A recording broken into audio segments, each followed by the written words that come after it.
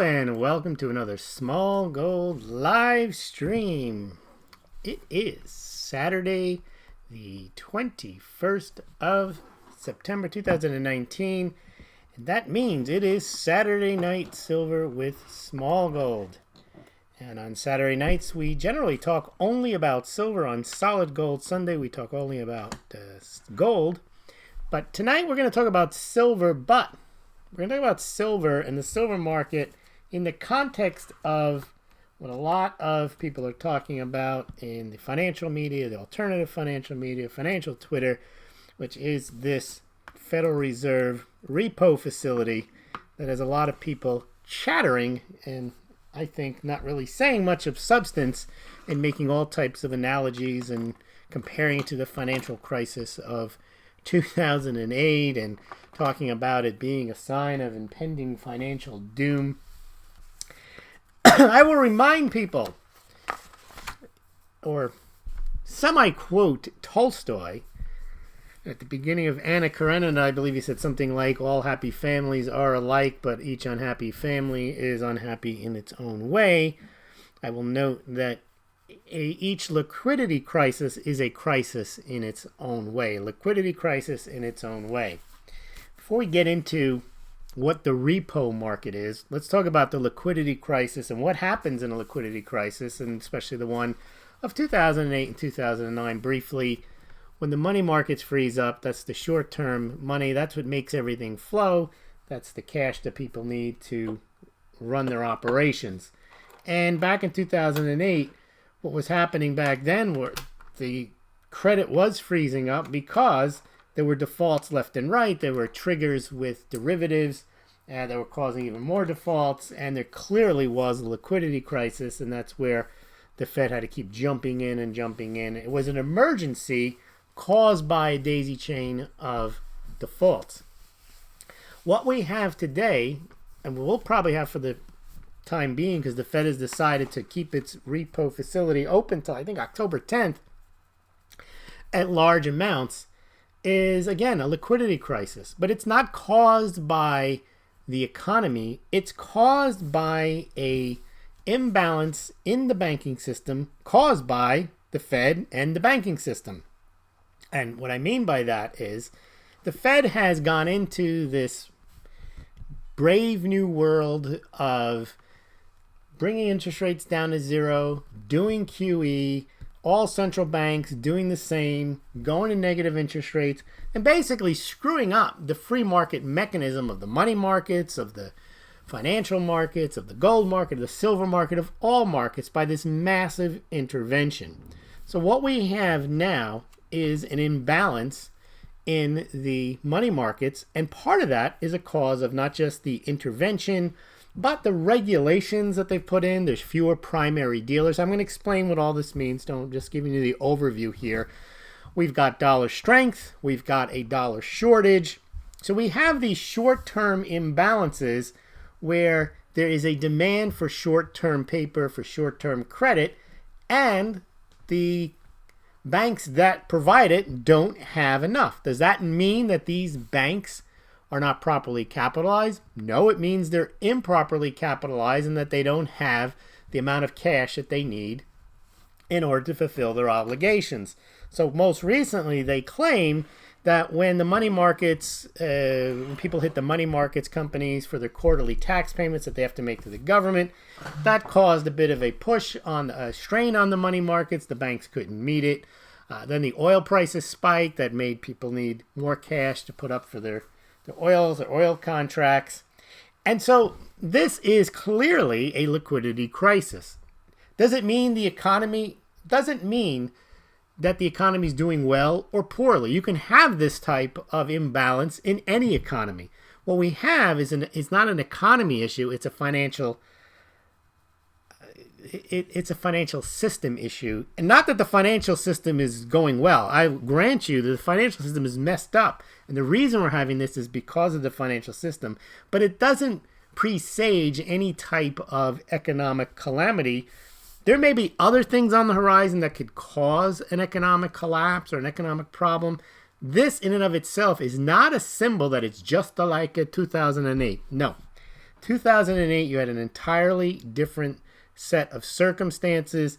You had a lot of bad debt that the banks ended up not paying on because the Fed bailed them out. That's not what we have here today. We have an issue with liquidity, and the Fed, in a sense, caused this problem, and then they are fixing this problem. Now, what is the Fed repo facility? Let me give you as simple of an explanation as possible.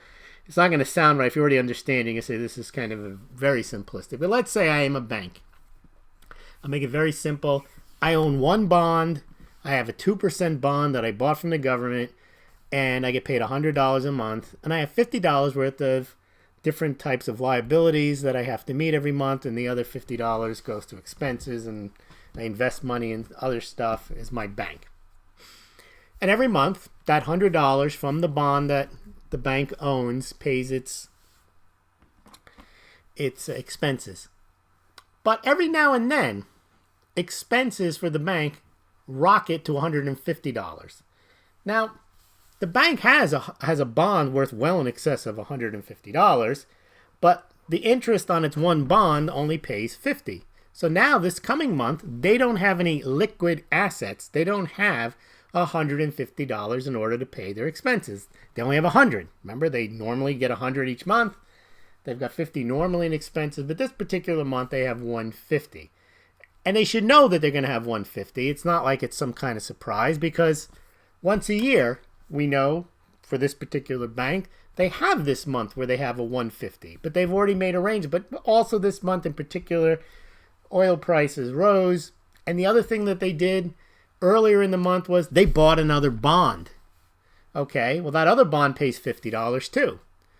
But they had to lay out a lot of cash to buy that bond. So now the bank has two bonds, each pays $50, and now they have $100 coming in, but they still can't pay the $150. All right, so what happens? They go to the Fed, and the Fed says, we'll lend you the money at 1% interest. It's a good deal for the bank. They're getting 2% on their two bonds from the bonds that they bought from the Fed. Because remember, the primary dealers are the ones, they buy the bonds from the Fed, and then they on-sell them to whoever buys them. And that's how they get out of their crisis. They now have money from the Fed, and the Fed, instead of buying the bonds, which they would do in QE, they'd either buy them directly from the government, that would be when they monetize debt, or they can buy securities or bonds from the banks themselves, and that's more of a bailout when they do that. But in this case, what they're doing, I call it QEPO, which is they are doing a repo where they're actually they're not taking the bonds off their hands. They're lending the bank the money on the basis of the collateral of the bond that they have.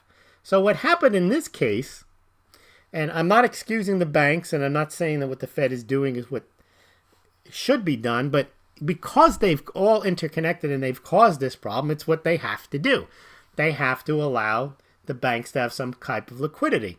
Now, the reason they're also having this problem is there's not enough money market primary dealer lenders. Why? Because Dodd-Frank, you've got all of these different regulations. So you basically have just the too big to fail banks now that are in this game, and they're all having the same issue. Added to that, you've got the dollar shortage, you've got the dollar strength, which is causing the dollar shortage, and now you'll have liquidity. So when you take a look at this in the aggregate, this is why I've always said this whole nonsense about de-dollarization and China to crush the dollar, the world runs on dollars, and there's not enough dollars. All right, so that's your example, and that's what the Fed is doing. Now, the numbers are off. I think the other thing that's causing this problem is the Fed is trying to manage interest rates. Remember, they can set the prime rate, but they can't really manage the markets themselves.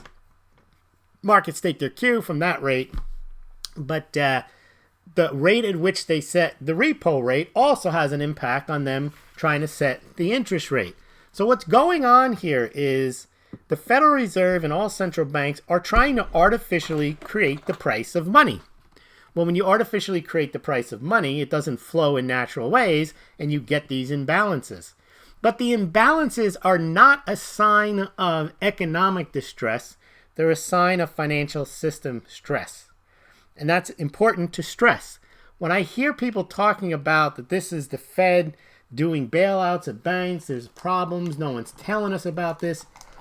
It all sounds logical if you take the original premise that that's what's happening, and then you get the emotions. You get all these channels talking about how bad the Fed is, and the Fed is doing this, and the Fed is doing that, and everything is screwed up, and listen to me, and I can tell you about why this is messed up. But it ignores reality. And that's the problem I have with all this, is that this is not an indication of financial crisis, of economic crisis. It's an indication that central banks have so screwed up the financial system that they have these issues. But I wouldn't say it's good news. The good news is, once they've taken over the economy to the extent, or the financial system, I got to be very careful with my words.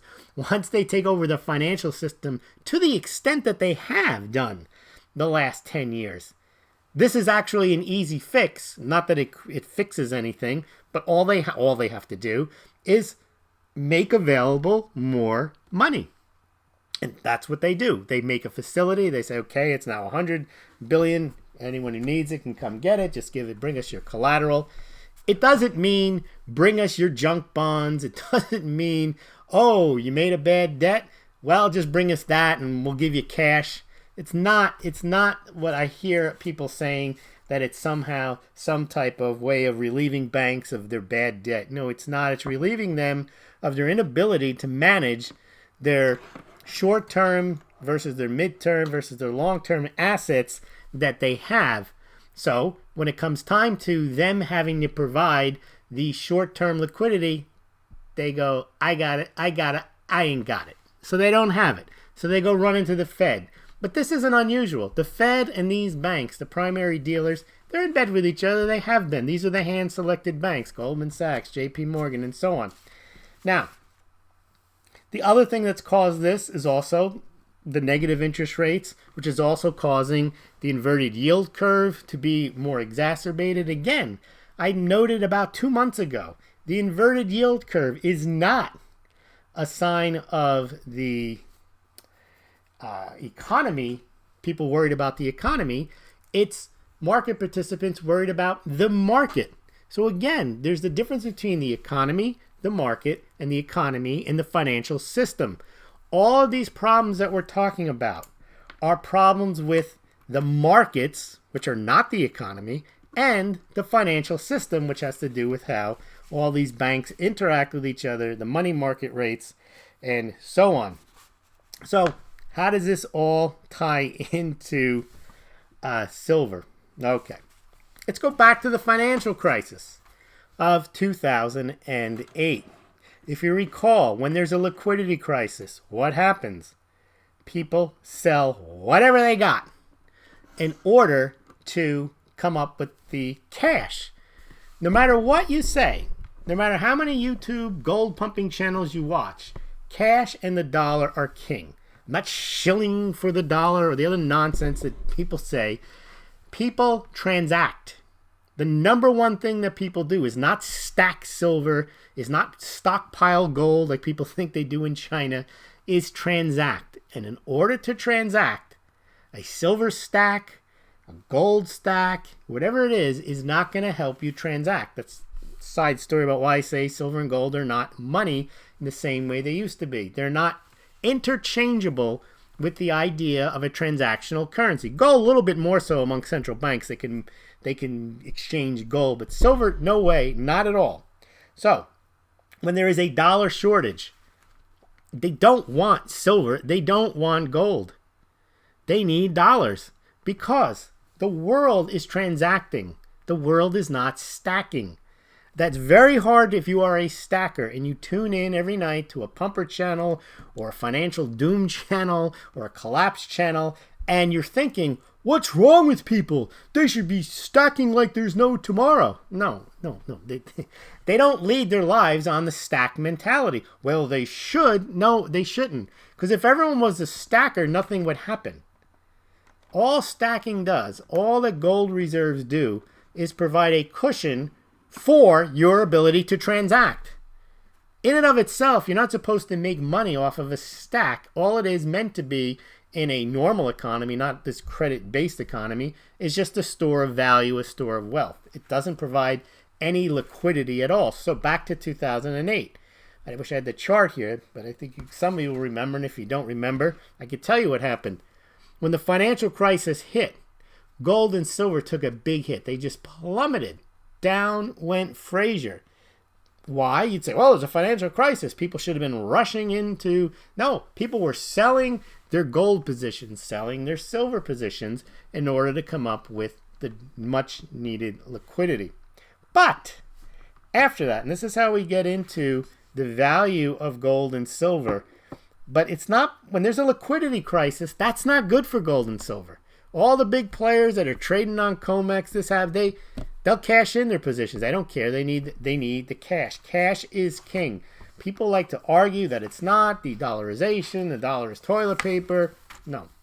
The world, everything that happens, supply chains, your standard of living, whether you like it or not, has to do with the ability of the world to run on credit and with financial, and the financial system operating. And they talk about what could happen. The financial system could freeze up. The money market system could freeze up. Okay, short term, what does that mean? Well, it means nothing happens, and that if you are able to have, for example, silver in barter form, you could barter with that silver because now that dormant monetary component of silver comes alive. You have a financial crisis and the lights go out, you can now use silver. Now silver is money again.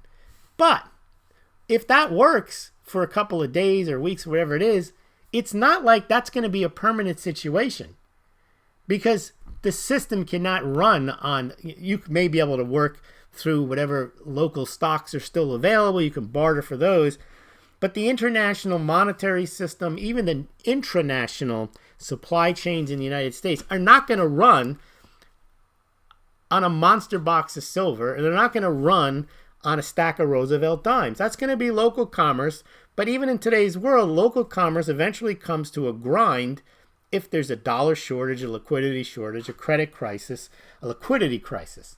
So I think gold and silver stackers don't quite understand that. They think, oh, what's happening now is good for me. It's good for gold. It's good for silver. It's a collapse. It's not an economic issue. It's a financial system issue.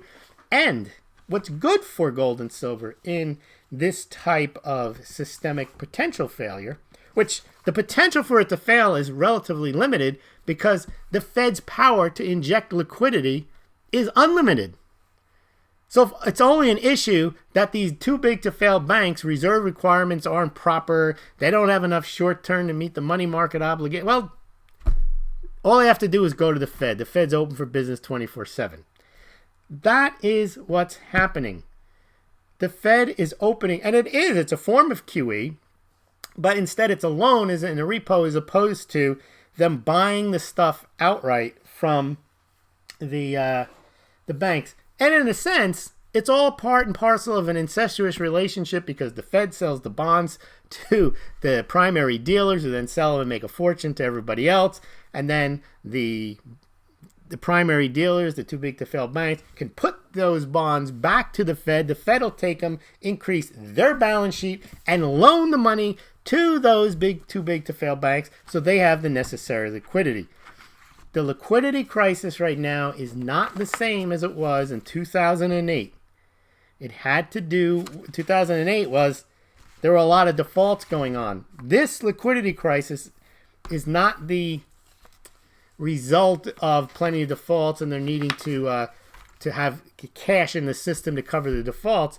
They need cash in the system to cover the expenses that are required in the economy. Now, I'll give you an example. This happened back in 1969. A lot of people talk about the SDR. They really don't know what they're talking about when they talk about the SDR. But the SDR was invented, I think, in 1969. And the rationale for the SDR back then wasn't because it was going to be gold-backed and all this other nonsense, because we already had a gold standard. We had the gold standard of the Bretton Woods agreements of 1944. It was 2 years until Nixon took the United States out of that and said that the central banks that were signatory to that agreement could no longer get their gold in exchange for US dollars at a price of $35 an ounce. So what the heck is an SDR? Well, the SDR was, the United States was essentially saying, yeah, we know that there's not enough dollars in the system. There's not enough liquidity in the system. Why wasn't there enough liquidity in the system? Because the United States did not want to devalue the dollar.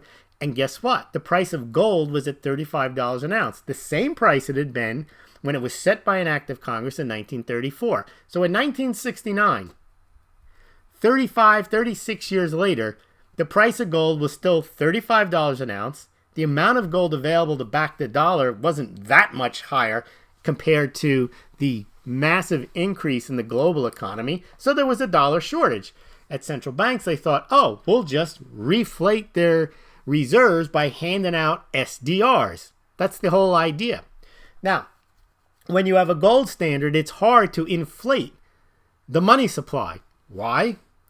You'd have to mine extra gold, and it's very hard to do that on a moment's notice. So the idea back then, they were already thinking of the shenanigans. Well, we'll just come up with these SDRs and hand them out, thus providing additional liquidity. The other way you can provide additional liquidity is not by adding more gold, which is by raising the price of gold. Raise the price of gold, problem solved. The United States said, we're not going to do that. We're going to stick to the $35 an ounce. We're not going to devalue the dollar. And that's why you had a liquidity crisis back then. So again, as I mentioned, all liquidity crises are dissimilar than other liquidity crises, other than there's a need for liquidity. It's not the same if there's a liquidity crisis, there's a financial crisis, there's an economic crisis, there's a market crisis. No, they can come about when there's a mismatch of short-term obligations capable of meeting the requirements of a functioning financial system. There's just not enough dollars in the system, and that's what the world runs on. And that's what the problem is today. It's not a sign of economic strain. That doesn't mean that there aren't signs of economic strain. Just keep that in mind. We're not saying that there isn't economic strain. What I'm saying is when you break it down, we're dealing with a separate issue. We're dealing with the banks that have been overregulated, subject to too much central bank intervention that has led to this systemic issue of not having the proper liquidity. And add on top of that, you've got the dollar strength. You've got excess borrowing across the world in dollars, creating a greater emphasis on the need to have dollars. All right, that's what I got tonight. Let's see what you guys are saying in the comments section. Let's see how many people we got here. 36, that's pretty good. You know, if I had opened this up with like, the Fed's gone crazy, no end in sight to repo, I would get far more viewers. People want to hear. They want to hear that everything is messed up, and that because everything is messed up, gold and silver are set to skyrocket, and that somehow knowing that something is messed up gives them some type of inside track. They're so happy they found the channel that told them what's really going on. No, they didn't tell them what's really going on. Unfortunately, that is YouTube. That I'm not upset about it. I know what it is. If I wanted to go out and create a big stir, I've thought about doing this under a pseudonym, just using, I do accents. I could do it. No one even know it was me. I can do a whole pumper channel and create a big buzz around making up a bunch of nonsense and speculation about what all the latest economic news means. And that's a good thing, because the 1% in this country. All right, Bernie, shush. Let's see what we have in the comments here. Let's see how many people have comments. Michael was asking me, I never get to catch the live streams. I always catch up the following morning usually. I know you've been talking about your live stream counts being low. How do your overall numbers look? I wrote, not very good. And tonight won't attract people wanting to hear about Fed madness and parallels to the financial crisis of 2008. I'm going to discuss tonight what the Fed repo facility is. If you're just joining us, please go back and listen. Remember, there is a dollar shortage. There's not a silver shortage. People like to transact much more than they like to stack silver. The world transacts. The amount of people that stack silver is very, very small. And that's a good thing. The reason that's a good thing is if everyone stacks silver, then no one would be doing transactions. No one would be adding to the wealth of nations, so to speak. All silver stacking does is provide people with a store of wealth, and not so good one. It's really the store of wealth is much better held in gold. And I'm not trashing silver, I'm not trashing gold. They serve their purpose. But when people act like with the single asset adoration that they have for Bitcoin or gold or silver, they're missing the entire point. There's no such thing as one asset to rule them all. One asset solves all problems, and everyone's going to realize one day that they should own Bitcoin, or they should own gold, or they should own silver. It's not going to happen. That's not the way the world works. There are people that are engaged in commerce. They need currency. They don't need, that's a nickel. They don't need gold. They don't need Bitcoin. You'll see. No, the you'll see is based on you wanting your asset to go higher and you cherry picking and binge watching YouTubes that are telling you how important silver is to the world or how important Bitcoin is. And then you get into these arguments and they're essentially moronic. Crypto's no good. That's no good. No, gold's no good. But people arguing with each other whether which one is better than the other. They all serve their own purposes. All right, what else do we got here? Max Strong is here. Juan Smith, Saturday Night Silver. He says JW is here. Fiona Whalen is here. Haven't got my gems. Did you send me any gems, Fiona? I thought you were going to send some gems to my P.O. box. Myopera 40. It means the savers' money is gone in the corporate pockets while the army depositors enjoy the free credit ride party. Well, if you listened earlier to my example, it is somewhat, it is infuriating, because think of it, the example I gave you was the primary dealer, the too big to fail bank, has a $100 bond that it bought at a sweetheart deal directly from the Fed. It gets paid $50 a month in interest. And it has, $100 a month in interest, it has $50 a month in expenses. And then it buys another one. Now it has $100 a month coming in. And somehow it can't manage its finances correctly, so that when it has a $150 demand, it can't meet it. So it has to go to the Fed and say, here, take these two bonds you sold me, hold on to them or hold on to one of them, and lend me money at half the rate that I'm getting on the bond.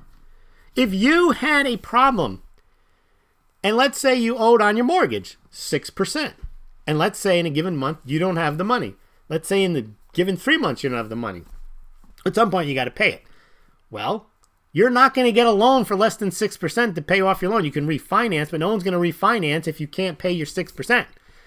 They can only refinance if you've been paying every month. So what do you have to do? You're going to have to go out and get a loan at more than your current mortgage. That's how credit markets work. You don't get to go out and say, you know what, I'll just get a 3% loan and pay my 6% mortgage.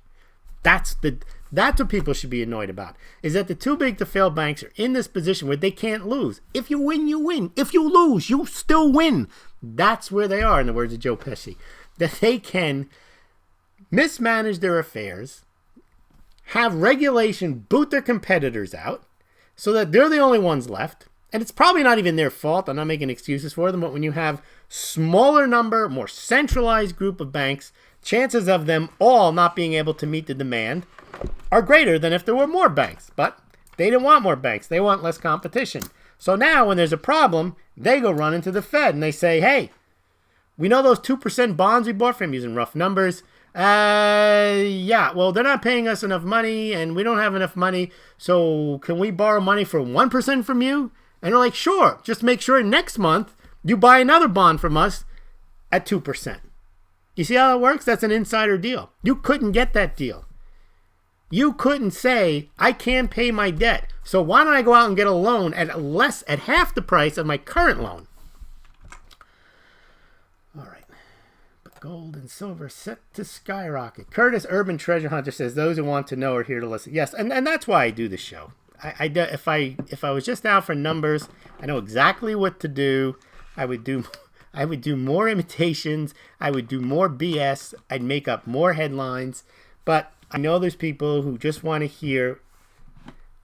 It's not that my analysis is correct. I generally try to get the facts correct. And then I may go off on my analysis, could be wrong. But I generally try to figure out what exactly is happening. Most people just want to start with, oh, it's just like a collapse. It's just like a crisis. And once you start with that, and everybody's listening, because they're calling collapse. Or if they tell you a reason why silver, I could do one tomorrow. 4 reasons silver's set to skyrocket. I get 10 times the views I got tonight. Guaranteed. 3 reasons you should buy gold. Why gold is better than silver. Why silver is better than gold. Why a financial crisis is inevitable. The Fed's gone nuts. What to do when the Fed... These are the types of headlines. People love this kind of stuff. And the thing is, there's no imagination in it. There's no thought put in it because you can see the same thing on about 50 different channels, all saying the same thing. Okay, Myopera says gold money is actual precious metal based bank liquid. If you mean gold money, yes. But it's illiquid in its amount. So if you have money in gold money and you have your gold stored there, this is a relatively new innovation where you can spend the value of your gold. And now they have this other thing, this new blockchain gold, where you can then spend it. The problem is the amount of gold held in gold money and the amount that's available to trade is de minimis. There's very little in the global scheme of things. But that's true. Gold in that form is liquid. Silver dimes, gold eagle coins are not liquid. Go to your grocery store and try to spend them. I open the metal exchange, buy your metals at any time, even more in a crisis. Yeah, they buy them, but if you think that's liquidity, then you're mistaken. You got to call them up. You got to arrange to ship them to them. You got to arrange the postage. You got to arrange the vault to send it. It's not liquid. It doesn't happen overnight. It happens, then they have to examine the stuff when they get it. They got to open it up. They got to assay it. That's not liquidity. That's being able to sell. It's more liquid than selling your house. Any asset can become liquid. But to say that gold and silver are liquid in that form is just not true. My books are liquid. I can bring them to a bookseller. And I can drag them down there and he can page through them and he'll give me cash for them. That's not liquid. A book is not a liquid asset. Gold is not a liquid asset. Not in the form that you have it. Silver dimes are not liquid assets. I'm not saying they're not worth anything. See, a lot of people don't understand. They hear a cut against their asset, which they believe can do everything. No asset can do everything. Then they think, oh, you don't think gold is worth anything? You don't think silver's money? You don't know what you're talking about. You should listen to... And then they name somebody who's got a cowboy hat or has a channel that's got more views. I don't listen to that stuff because I know what I know. And I don't have to praise or adore any particular asset. I'm trying to understand what's going on in the world. I'm not trying to make gold or silver or Bitcoin into the only thing you should be worshipped and that everything else in the world is bad. Everything the Fed does is bad. Everything anyone... That's what people are conditioned to believe. And that's what they want to believe and that's what they want to hear. Juan Smith says... Lively chat, and his retirement plan is a roll of 1964 quarters. Absolutely. Mine is that I got that roll of dimes that a Smaulgld subscriber, here it is on my desk, sent to me. Oh, there they go. A full roll of dimes, one of the most generous gifts I've received. I have received many. I shouldn't say that. I've received about a half a dozen of gifts as generous or a little more than this particular gift, which is very nice. Someone sent me a 5-ounce bar of silver once too, which was very nice. Someone gave me an entire Litecoin once, so I do occasionally get some very nice gifts. All right, no repo in sight. Thumbs up for the video. Thumbs up the video for justice is Juan Smith. Okay, all right, let's see. Ariel Blackwell, my question is, with a repo, the bank in question isn't obligated to pay back the cash for their collateral, so what determines the quality of the collateral in the repos in the first place? Okay, so if you go over to the Federal Reserve minutes, they had a debate on this as to who'd be able to participate and what type of collateral they're going to take. They're not taking credit default swaps as collateral. They're taking the high quality stuff right now. They're basically giving back the bonds that they bought and they're holding them. It's just a paper game. They're just moving the treasury bonds or whatever the high yield, not high yield, definitely not high yield. They're high AAA graded papers. That's what they're doing right now. Now that's not to say that if things got bad, and they've done this in the past, they would go lower, but not on a repo. They would do that just as a flat out QE. They just are buying anything. And again, I'm not saying they're not going to do that. What I'm saying is people are jumping the gun. People are not understanding exactly what's happening, so they're filling in the blanks and they're saying it's just like it before, and this means we're going to have the financial collapse in 2 weeks. Just like that old inverted yield curve was going to lead. Over a year ago, they were talking about that. Shemitah. There's always something on the horizon that gets everybody all riled up, and everybody thinks they learned something. Gold back yuan. Then when it wasn't gold back yuan, it was, the petro yuan. It's going to create demand for gold, and that's going to send it skyrocketing. There's always a story. And they don't want to hear what's actually happening. They want to fill in the blanks. They either want to remain ignorant, or they want to listen to people who are half ignorant, and they just want to believe something because it makes them, I don't know, people want to get upset. I don't know. They want to be mad at something, and there's something to be mad at. But if you understand the nature of this whole intervention beast, there's nothing to be mad about. This is what they have to do once they've already intervened. Here's an example. Michael Jackson had his face mauled many times by a plastic surgeon. Once he's done like three or four plastic surgeries, he's got to do more. If he wants to fix something, he can only make it worse, but he's got to intervene. On the 6th or 7th incision, you shouldn't be mad at the plastic surgeon anymore. Should have been mad for him doing it in the first place. There's nothing you can do about it. Now he's got to chop his nose off or whatever he had to do. Bad analogy, but it just came to mind. All right, let's see what else do we got here in the comments. Okay, so Mioper says, yes, repos are more like a quiet bailout to the effects. Yeah, but it's not a bailout because the bank is insolvent. It's a bailout because the bank doesn't have the liquidity. There's a difference. It's not like in 2008 where the bank had like $2 trillion worth of crap on their balance sheet. And it's like they're not going to get paid on that. What they're doing now is they may have bonds, as I mentioned in my example. They're getting interest on them. They don't have enough liquid assets. Just like if you run a company. If your company has 6 warehouse facilities on beachfront properties, but the company isn't doing very well, but the land is worth trillions, you could go out of business. It's about liquidity. If you're not selling enough stuff, if you don't have the cash flow to meet your obligation, it doesn't matter that you have 6 beachfront properties where your warehouses are. You can go bankrupt. So people are going to lend money to the company that's not doing well on the beach house because they know in bankruptcy they're going to get their money back if they can put a lien or some type of have collateralized their real estate. All right. What you're saying about cash is true. I learned it from my wife the hard way, says Professor Kurz. All right. Coins AZ. He's pushing that platinum to the moon. Fiona Whalen. I'll send you gems next week. I'm waiting for a piece of Raven Amber. You know, I was looking to get Amber. I heard that Amber's big in the Baltics, the Baltic region, and that they're big collectors of Amber. I've never seen Amber, held it in my hand, and I heard that it is has special like powers.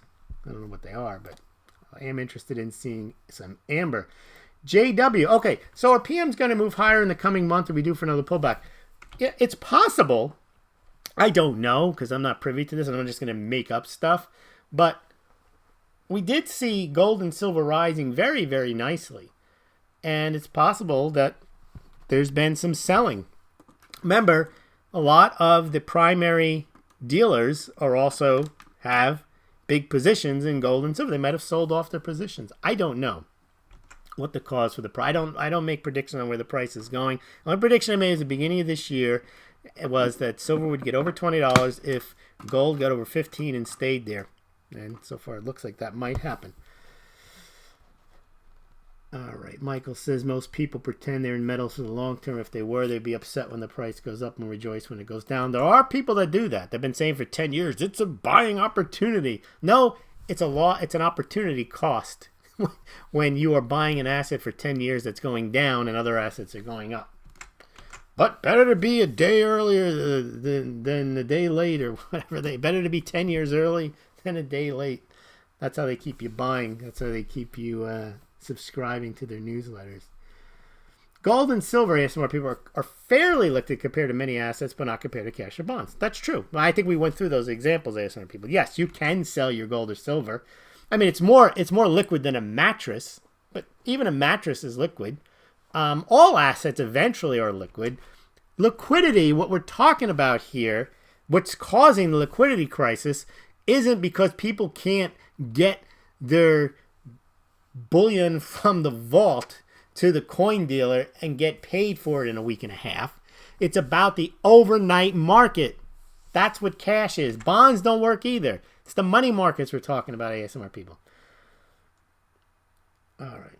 How valid are the ratings in the first place? Well, that's a separate issue on the AAA ratings and so on. I've worked with it. See, a lot of people who comment, they never worked in the financial services industry.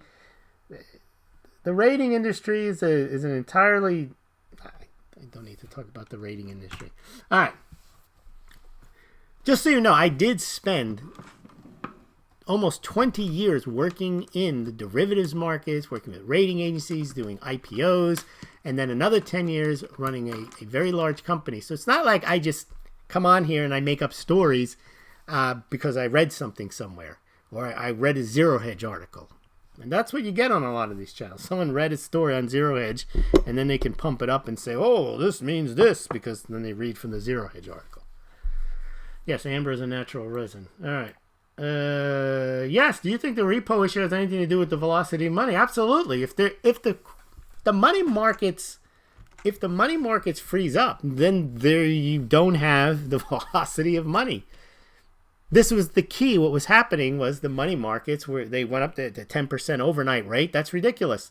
That was running interference with the Fed trying to be at 2%. It was running interference with even having a functioning overnight rate.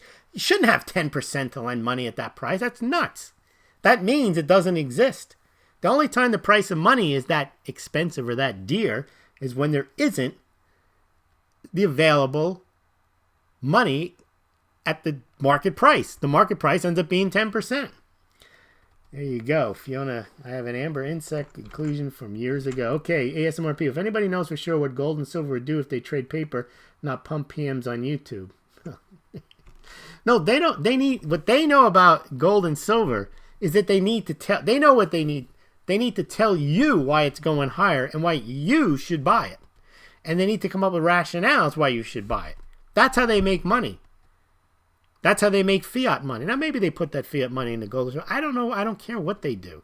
But I know that either they believe this stuff, honestly, or they just make it up. But the point is, even if you believe it, it's wrong. Gold and silver are not the only assets. And the idea, we're going to return to a gold state. We're going to return to a silver state. Why? Well, there's going to be a global reset. Mathematical certainty. Okay. When? They know. You'll see. Okay. You can't prove there's not going to be one. That's what I get also. All right. Well, I've enjoyed myself tonight. I hope you did as well. Silver's not liquid, says Mayopa 40, and especially when the price moves from $10 back to 50, 15, and so on. Well, that's true. Also, he's making a good point. The idea of liquidity, which is what the money market is it doesn't, they're not supposed to be, it's not supposed to move. It's supposed to stay at a buck. That's the idea. A buck is a buck is a buck. They don't want to break the buck. That's the whole idea of the money market. It means it's all there, it's all backed. And the reason it's liquid is it's all backed by very short-term commercial paper, and commercial paper, it's overnight. And so that's the most liquid. Well, the most liquid is a dollar bill or a digital dollar bill, not the money markets. But the money markets are where the big amounts of cash gets moved around. All right. Platinum back British pounds says Coin Z. Well, I want to thank everyone for joining me tonight. And if you enjoyed it, please consider becoming a Smaulgld patron if you want to have these types of conversations continue. Or I'm very grateful. I now have 25 patrons and I have 5 subscribe star. I love the subscribe star too. You can make a one-time donation on PayPal. You can also donate via Bitcoin or Litecoin. Of course, if you don't have a Smaulgld mug, mugs are real wealth. If you're ever in a liquidity crisis, mugs can be barter items. You can put your barter items in mugs. Mugs are the best. Smaulgld.com or below this BitChute or below this YouTube. All you need to know in order to donate to Smaulgld or to purchase your Smaulgld mugs. All right. XRP. Not going to get an XRP tonight. Averill Blackwell, thanks for the show today. Very much appreciate your contrarian. It's not a contrarian take on things. You see, that's what people don't understand. People think that I come online to give some type of like, whoa, how about a devil's advocate point of view? No, I'm giving you the point of view of what things are. Now, when people tell you there's going to be a gold-backed yuan, I was never giving a contrarian point of view. There never was going to be a gold-backed yuan. There was nothing to say there was other than people saying that there was. And there was no reason for them to do it. In fact, there were reasons for China not to do it. There were legal impediments to them doing it. It wouldn't make any sense for them to do it. But that didn't stop the story. And then when I pointed out the story was false, they changed it to the petro yuan. And that they're going to buy gold. I don't give contrarian points of view. I try to analyze the way things are, not the way I want them to be, or put gold in its best light, or to predict some type of collapse. All right, let's see here. What else do we have? Does Lewis already know this? Where's what are we talking about? Okay, CoinsAZ is checking out. I'm waiting for the Chinese Sun Tzu gold-backed coin, says 99 Ying. All right. Contrarian only compared to other channels, no disrespect. I didn't think you were disrespect. No, I'm just saying that it is contrarian to the extent that it says something different than the other channels. But I think a lot of the other channels are just saying stuff that's incorrect.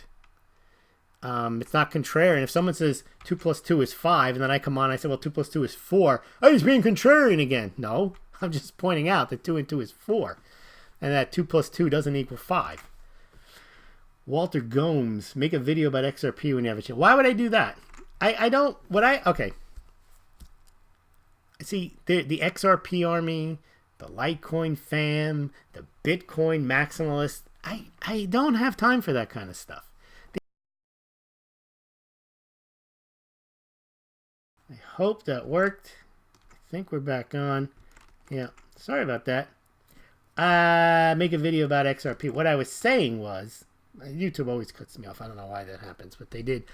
Am I still on? Let me just make sure I'm on. Otherwise, I'm wasting my breath here. Yep, stream resumed. Okay, make this under an hour. I don't like these single asset videos where you explain why XRP is going to be the standard, or why any of these things, or why Bitcoin is going to be hyper Bitcoinization or maximalism, or why there's going to be a gold-backed yuan, or why silver is the asset to have. Now, I don't do that, so I'm not going to do a single. The only thing I would do about XRP is explain why it's not everything they say it is, because that's the only way you learn. You can fall in love with any asset. The idea is to realize that there is no such thing as the perfect asset. There's only the perfect mate. There you go. There's not the perfect asset. And when people try to insist the asset they like is all things to all people, that's kind of where I shut down and realized it's not the case. And the only reason people say that is because they want the asset they've fallen in love with by buying a lot of it to go higher. There is no perfect asset. No Bitcoin, not gold. Now, there's perfect assets for particular purposes. That's a lot different than gold is not good to transact. I don't care about gold money. It's not. People don't get paid in gold, but I would get paid. Well, you don't. You don't pay your rent in gold. In fact, if you really do believe in gold, or you really do believe in Bitcoin, you wouldn't pay your rent in gold. Why? You'd believe that that money was superior to your cash, so you would pay in cash. So therefore, it's not a good currency. So you can't have it all ways with your asset. But it could be. But if it isn't, it's not. And that's a good thing, maybe, that people aren't spending their gold. That's Gresham's law. Anyway, I do want to thank everyone for listening tonight. And he's back. That's right. I was back. I was gone. It was a classic YouTube. But you do lose a few people when that happens, so I'm going to sign out. But again, tomorrow night, Solid Gold Sunday with Smaulgld.